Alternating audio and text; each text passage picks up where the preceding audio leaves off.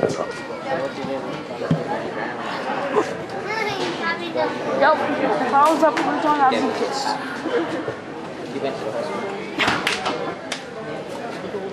This little guy here is an inland taipan. Inland taipans are pretty well known because everyone always talks about them being the most venomous snake in the world. And if you're a mouse in the laboratory, you're 100% correct. Okay, but they won't let us do the test on people, so we don't really know how obviously they're a very dangerous species of snake and you don't want to get bitten by them, but they're not necessarily the most venomous species of snake to people. Now these guys, they've got a very interesting story. They were found in the late 1800s down near Mildura in Victoria, and they've never been seen there since. Where they were actually found eventually was way out in western Queensland near Birdsville.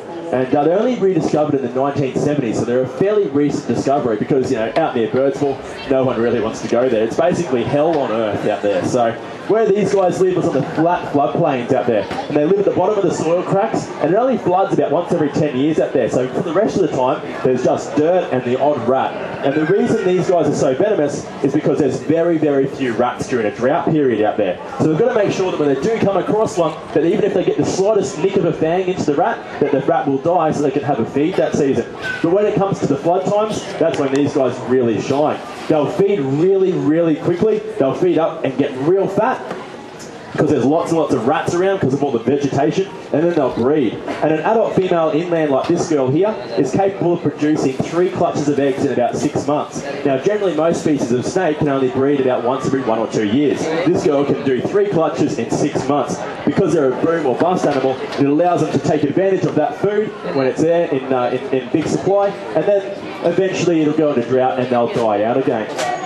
You've been out looking for inlands a few times, haven't you, Bob? Yes, I have, and I was actually fortunate to be out on the Black Soil Plains when Charles Tanner actually rediscovered the so-called fear snake.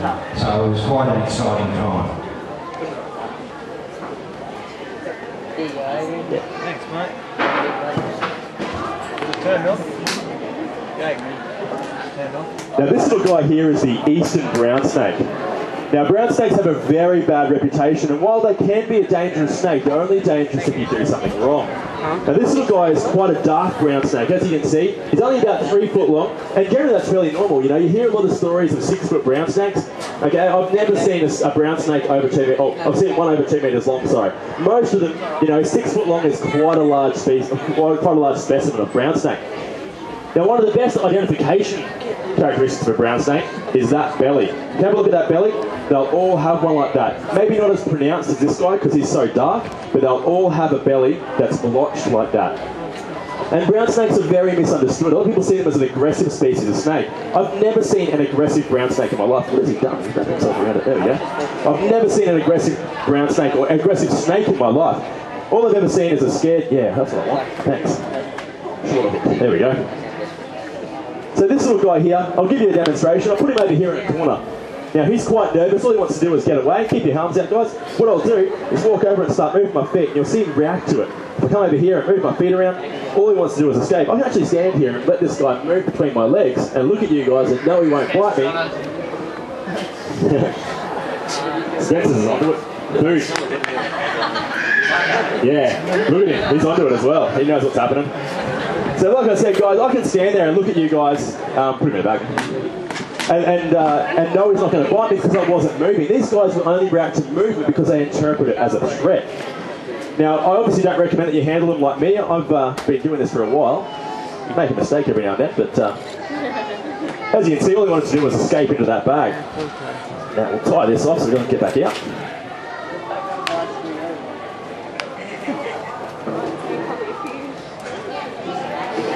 There we go. What's this? Alright guys, now this little fella, got to be quite careful. We make sure everyone keeps their hands on the outside of the pit because this guy has a little bit of an attitude. Go that way. Off you go. Off you go. This guy is a coastal taipan.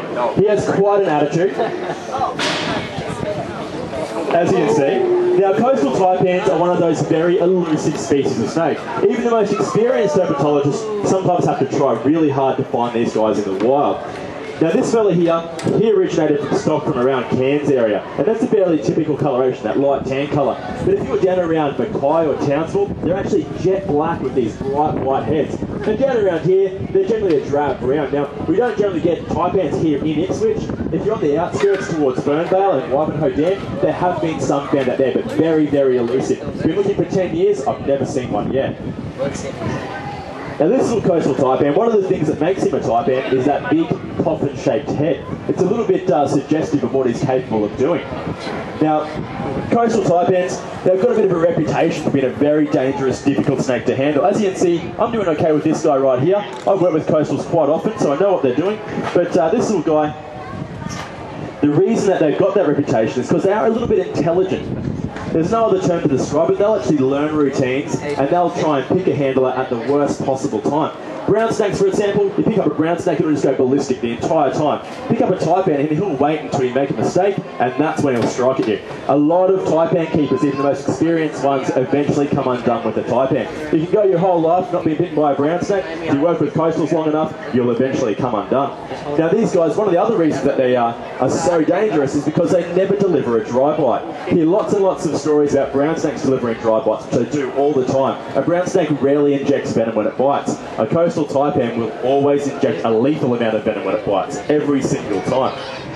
Now we've heard about this little fella, but he's a pretty interesting species of snake. This is called a western brown snake, and this is probably one of the prettiest colorations of them I've ever seen. Yeah, chuck him in the top there. Oh, there are no tops in here, yeah. So this little guy here, the western brown snake, comes in about 35 different colorations, and this is just one of them, the banded form. Now, they've actually just been split into 3 species, but this little guy here originated from out near St George, his parents did, and they come in amazing different colorations. I've seen them bright orange with jet black heads, all different colours that you can think of. But these guys, they're basically an eastern brown snake, like a typical brown snake that lives in the arid areas or the western areas of Australia. You'll actually get them up in the tropical areas of Darwin and the Kimberley, etc. But they get quite large down in South Australia as well. I've seen them up over 7 foot long down there, very big ones. Now we'll pop this guy back in his tub. He's actually a bit warm.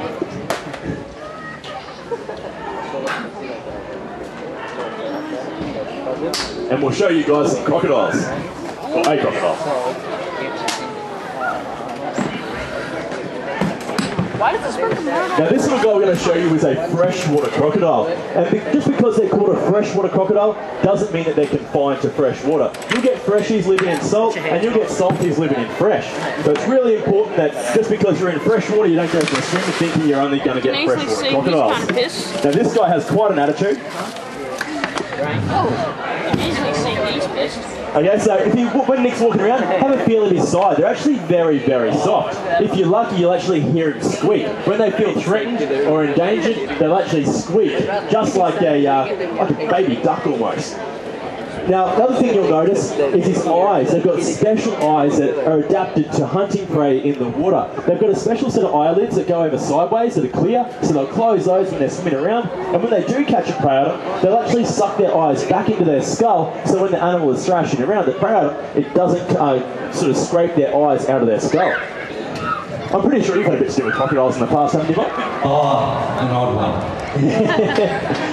So these guys, the freshwater crocodile, they've got a much bigger distribution than saltwater crocodiles. They'll come a lot further inland, so you'll get freshwater crocodiles around Mount Isa, which is a long way from the ocean. And they'll penetrate up into rocky streams. There's actually a pygmy form in the Northern Territory and in WA. If you find Gavin Bedford around, he'll tell you all about pygmy crocodiles. Now these guys are really amazing creatures, almost extinct about 40 years ago. And these days they're in booming numbers because we've stopped shooting them, which is a pretty important part of keeping an animal alive.